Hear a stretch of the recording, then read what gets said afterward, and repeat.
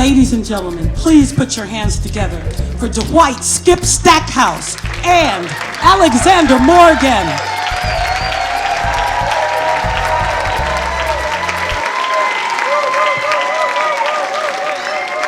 Well, good evening. Happy holidays and all of that. I was born in 1947 in the former slave state of Virginia. In the 1940s, both my parents were working in the same hotel for a regime that despised them. My mother serving the dignitaries and administrators, and my father in the kitchen cooking for them. During a scheduled meeting, my mother, standing there in the conference room waiting patiently to serve, overheard them discuss, as an agenda item, what to do about the uppity Negro in the kitchen. This made their decision to go north quite simple. My parents fled the Jim Crow South for all of the right reasons, and not the least of which was to save their children from the cruelty of that system. They landed deliberately in Detroit, but serendipitously at 23rd and Butternut, in what turned out to be a completely eclectic neighborhood. I played with children of every color. I was at their house, they were at mine, and the same respect was present among the adults of different races. So there was nothing in my childhood that would lead me to think I was less than anyone, or more. My parents made it clear, people are people. Now I realize this strains belief, but there was nothing in my childhood that would lead me to believe that someone would dislike me for the color of my skin. Even when we were driving south for our occasional sojourn to see Grandma, with bologna sandwiches and fried chicken and Kool-Aid in the car, I'm thinking it's just a family outing. My parents did not let on that we were not welcome on those southern roads. They didn't tell us that we could not stop. Growing up in Detroit, when I was 8 or 9 years old, I was visited by an old man who was an uncle, a great, great, great uncle. I'm 8 or 9, he's 90. And we were having a housewarming celebration on Glendale. Yes, moving on up to Glendale and Hamilton.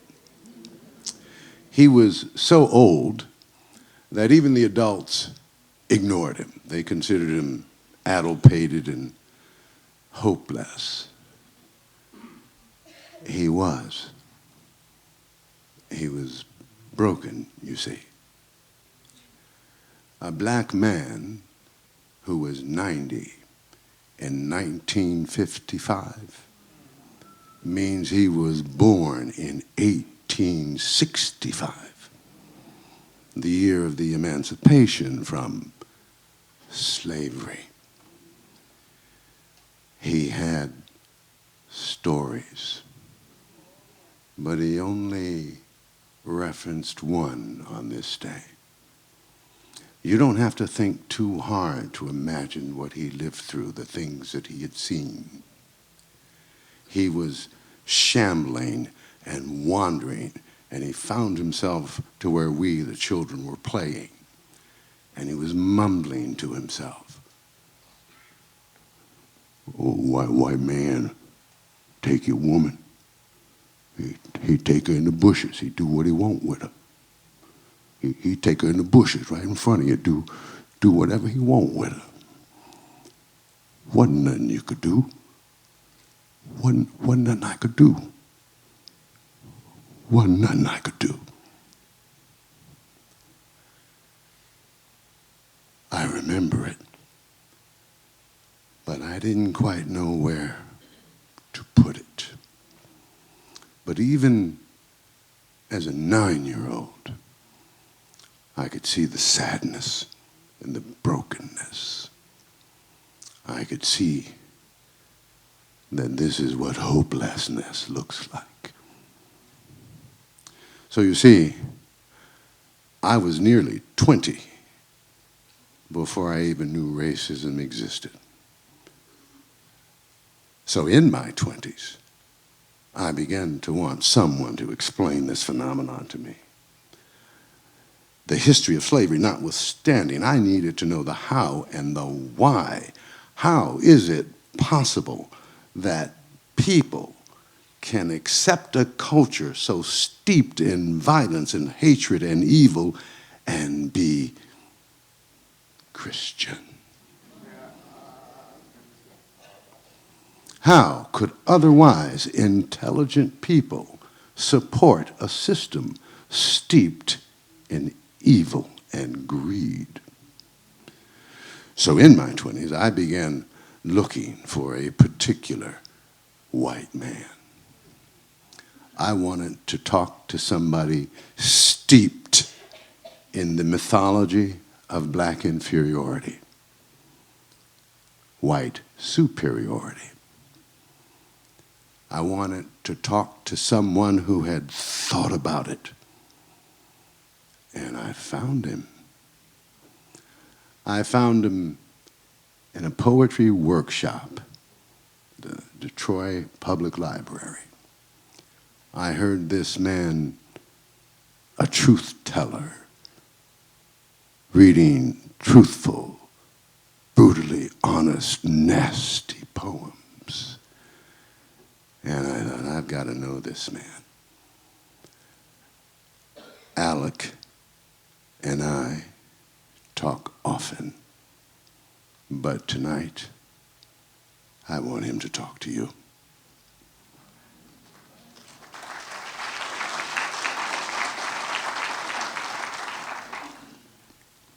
I was born in 1945 in Savannah, Georgia. My great-grandfather was a farmer and a slave owner. His daughter, my grandmother, was taught that there's nothing wrong with slavery, that the black people, that it was God's will that the black people serve the white. And that's what she taught her daughter, my mother.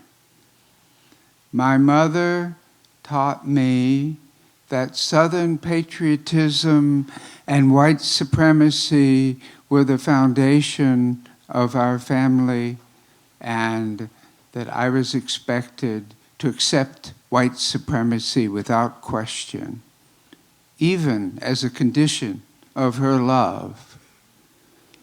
Now, as a child, even though I was a Southern patriot, sometimes I saw the cruelty of the system. Out back the newspaper building, the paper boys, white and black, came to pick up their papers, and the white press operators took their breaks out there too. Now, I was there, but I didn't exactly see what happened. Suddenly, a little black boy was on the ground, moaning and bleeding, and a big white man was being held back by two others. An ambulance came, it took him away. I turned to a friend, what happened? Well, the kid used the white men's room. Now, there was only one men's room, and it didn't have a sign saying white or colored, but it didn't have a sign saying colored. It was implicitly white. Now, the police were not called, the newspaper did not run an article about the incident, and I don't know whether the little boy survived his injuries. If you tried to find out about that now, there really wouldn't be any record. It would be as if it had never happened.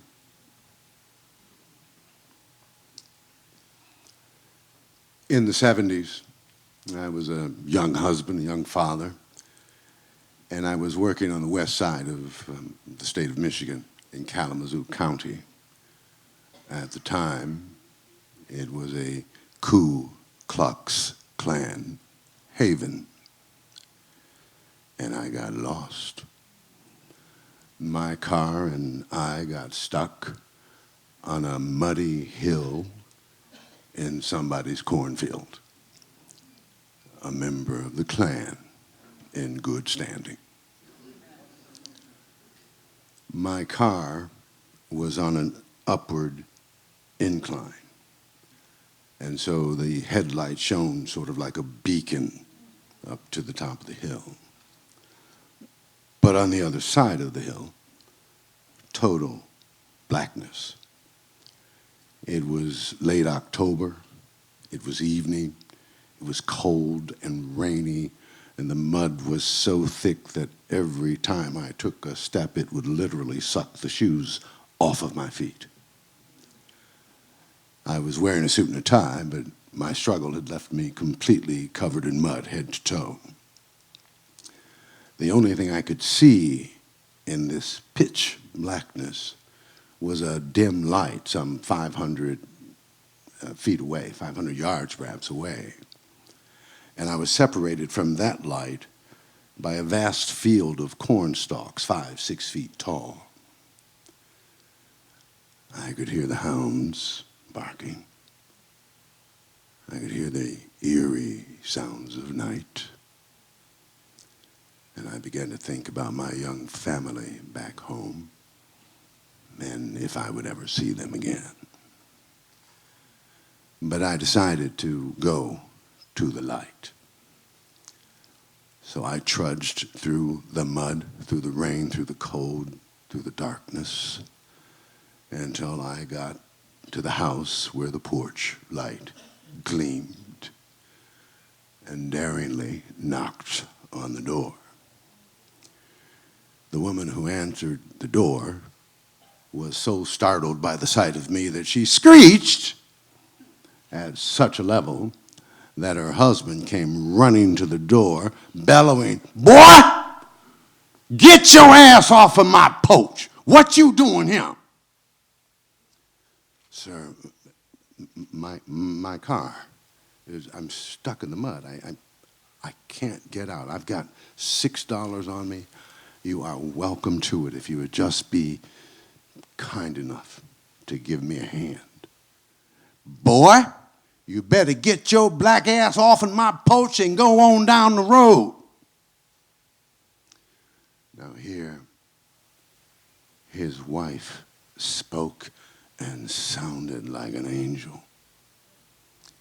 "Now, Bo, you know what's going to happen to him if we send him down the road." They stormed into the house, and through the window I could see them arguing with one another. And in a few minutes he came back out onto the porch, and however begrudgingly, he went to his barn, he fired up his tractor, he pulled me out. And I got to thinking, this is what hope looks like.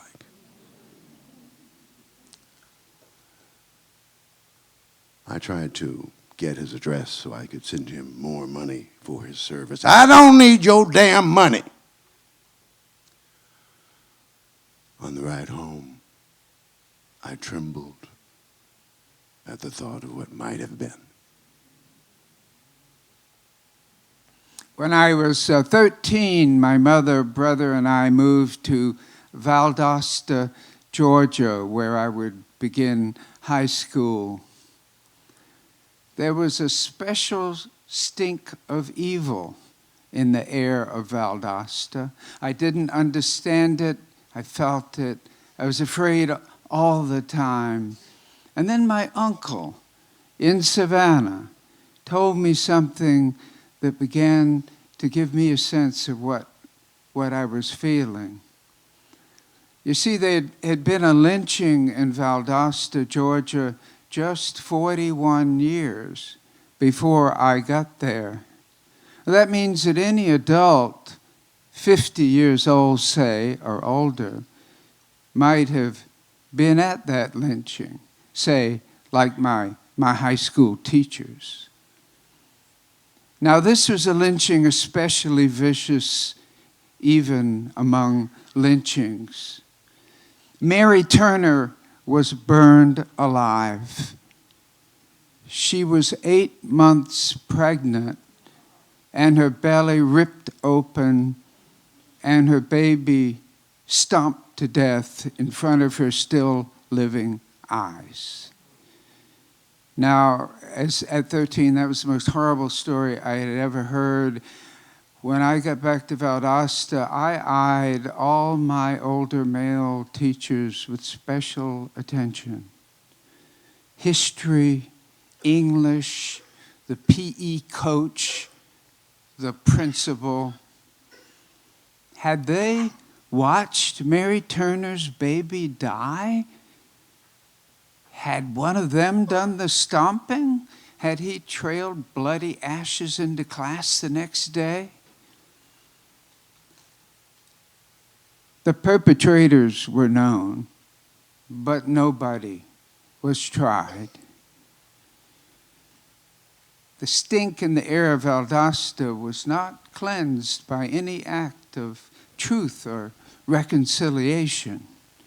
Instead, that community celebrated that lynching as an affirmation of white supremacy, and I breathed that air every day. I begged my mother, let us get out of here. I begged her, I pleaded. She didn't particularly want to go. She liked it there. But I couldn't stand it. It took me 3 years, but I got us out of there, and we moved to Athens, Georgia, which maybe was a little less toxic. In the 80s, I was living in the Boston, Massachusetts area. Boston's an old community. It's lots of narrow streets, and it takes some getting used to navigate through that town. And one day I was driving the company van, and I was pulling into the office, and before I could even turn the engine off, some guy in a pickup nearly rams the van so close to my vehicle that I can't even open the door. It's midday. It's summer, so I had the windows down. And this fellow who's rammed the van is furious. He's so furious that he leans over, places a loaded shotgun in my face, screaming, "I'll blow your fucking brains out!" I am too stunned to even be scared. "Why?" I said. "You cut me off!" I'm sorry. My stepdaughter was in an accident last night. She's a victim of a closed head injury. She's in the hospital. They're not certain she's going to make it. I was distracted. I didn't see you. Are you okay? No shit. Oh man, I feel so bad. Can I buy you a drink? Now, I really wanted to talk to this guy. A guy who just seconds ago was going to kill me for cutting him off. So we park the vehicles and we go to the nearest bar there in South Boston. The bartender is clear. We ain't serving him. And this guy goes into yet another profanity-laced tirade, calling the bartender, the proprietor, a racist hillbilly, among other things. Whereupon I say, hey, man, it's all right. Forget about it. I didn't get to talk to him. I never saw him again.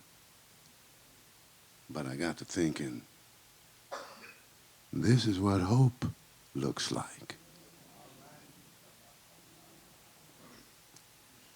When it came time for me to go to college, I went to the University of Georgia. In spite of the fact that it was immersed in a segregationist society, the professors taught without racial biases. And over time, I began to realize that a great deal of what I'd been told was untrue. And once I understood how I'd been lied to, I began to be suspicious of everything. But in the middle of this transformation, I was still a Southern patriot, but it was announced on television that Martin Luther King had won the Nobel Peace Prize, and just suddenly I had to tell my mother. She had just left the house. I ran out. I caught her on the sidewalk. Hey, did you hear? Martin Luther King won the Nobel Peace Prize. She stopped. She turned around. Her face was sour, like she'd just eaten something bitter. She said, well, that can't possibly be the case. That man is a lawbreaker. He's a criminal. The person who told you that was surely joking. No, ma'am. Walter Cronkite just announced a CBS News special bulletin, and that stopped her because Walter Cronkite, everybody trusted Walter Cronkite. So she looked at me, she looked glum, she was shaking her head, and then a light came to her eyes. She said, it's to stop the colored people from causing so much trouble. Martin doesn't approve of the riots. Well, I wasn't so sure the Norwegians were really focused on that. But another idea popped in my head. The king of Norway was going to shake Martin Luther King's hand. And at that time, no Southern patriot would shake the hand of a black man or call him by his last name. Now later, I realized I wanted to tell my mother so badly because I wanted to challenge her beliefs, but I didn't want to take the blame. And this way, Walter Cronkite could take the blame.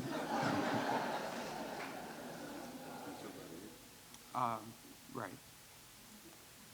Well, Martin Luther King came into my life again pretty soon after that. One of my professors assigned us to read the letter from Birmingham jail.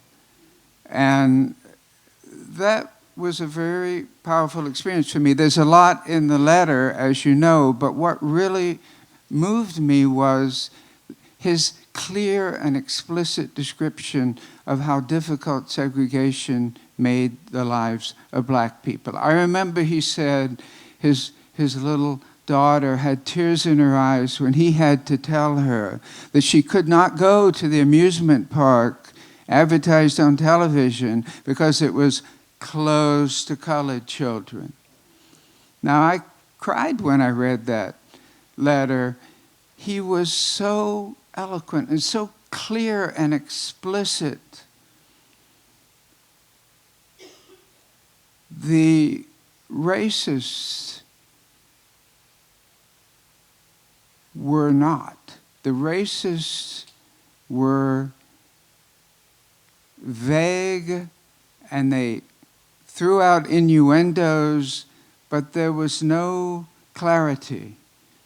And that clarity was what totally destroyed my white supremacy. And after that, I didn't need to hide behind Walter Cronkite anymore.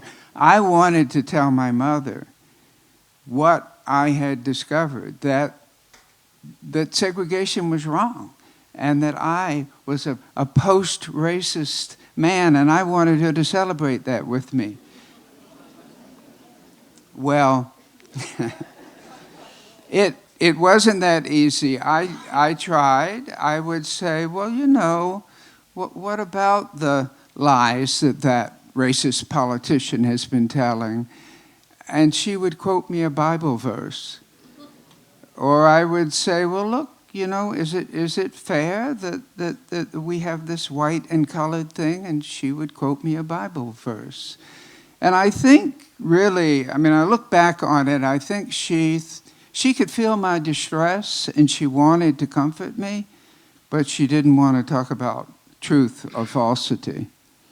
But I kept trying, and finally I thought I had the perfect plan. She wanted me to drive her to Charleston for an event, so that would be 2 hours in the car from Savannah to Charleston. And I had a great plan. So there we are, we're heading for Charleston, and I have this cassette tape. I say, you know, Mother, I'm listening to this book. Would you mind, you know, I'll just continue listening? And she said, sure, that would be okay. I put in the tape, but it was Frederick Douglass's 1852 speech, What July 4th Means to the Negro. And it is an eloquent denunciation of slavery, and by extension of all the manifestations of white supremacy, of the Ku Klux Klan, of lynchings, of Jim Crow, of segregation. And she listened with a straight face. It was amazing. It ended. I knew this had to work. I waited.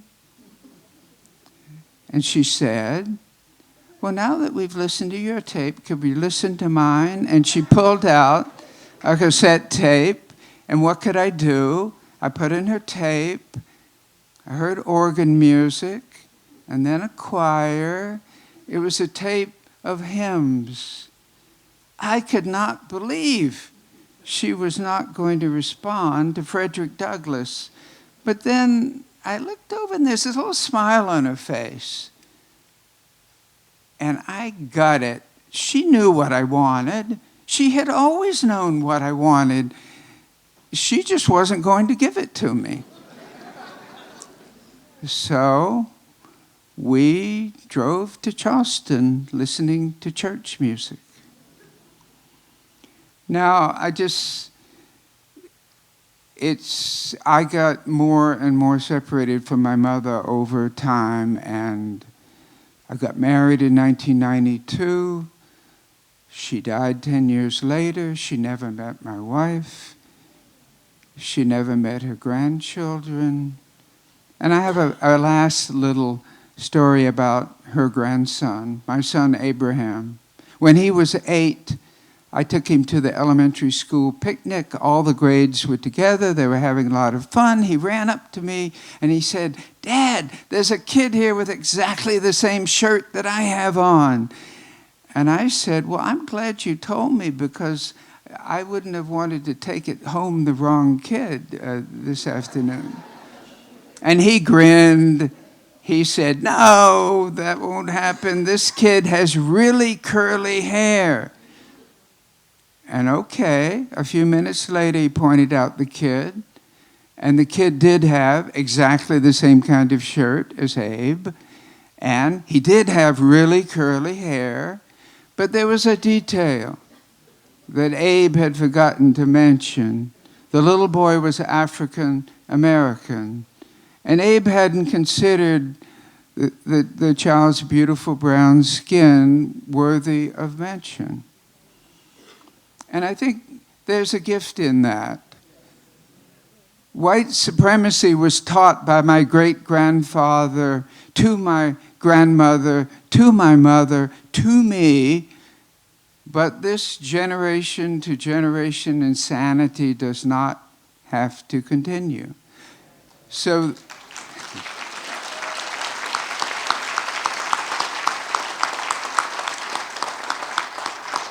and that is my gift of hope, that that the racism does not have to be passed down the generations. We can stop that right now.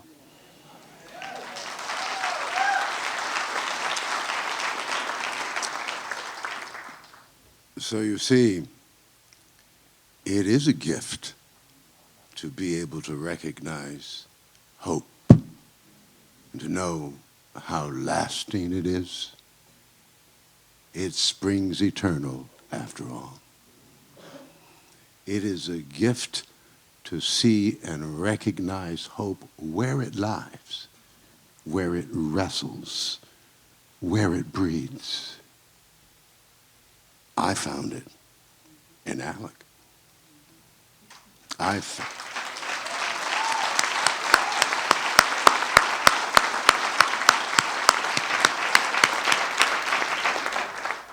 have learned something. I have learned this, and I want you to learn it too. Hope is among the very best of things, and even love is incomplete without it. Alec and I have found it, and tonight we have shared it with you. Thank you, Alec. Thank you. Thank you, Mr. Stackhouse.